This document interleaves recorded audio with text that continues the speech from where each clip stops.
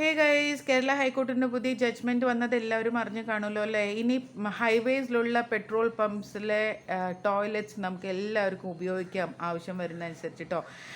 അപ്പം ഇത് പ്രത്യേകിച്ചും നമ്മൾ സ്ത്രീകൾക്കാണ് ഏറ്റവും കൂടുതൽ ആവശ്യമുണ്ടായിരുന്നത് ഇങ്ങനൊരു ജഡ്ജ്മെൻറ്റ്. കാരണം ട്രാവൽ ചെയ്യുന്ന സമയത്ത് നമുക്കൊരു നേച്ചറിൻ്റെ കോൾ വന്നു കഴിഞ്ഞാൽ ഒന്ന് ടോയ്ലറ്റ് ഉണ്ടെങ്കിൽ മാത്രമേ നമുക്ക് പോകാൻ പറ്റാറുള്ളൂ. അല്ല എങ്കിൽ നമ്മൾ ഈ പറയുന്ന പുരുഷന്മാരുടെ പോലെ എവിടെയെങ്കിലും പോയി കാര്യം സാധിച്ചു വരാൻ എന്നുള്ളത് പോസിബിളേ അല്ല ലേഡീസിന്, അല്ലേ.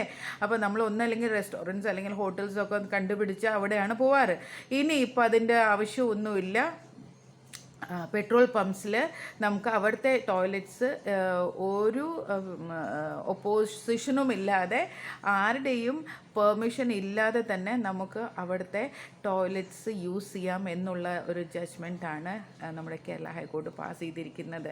അവിടെ സേഫുമാണ്. ഏത് പാദരാത്രിക്കാണെങ്കിലും 24 hours ഇത് അവൈലബിൾ ആക്കണം എന്നാണ് ഹൈക്കോടതി പറഞ്ഞിരിക്കുന്നത്.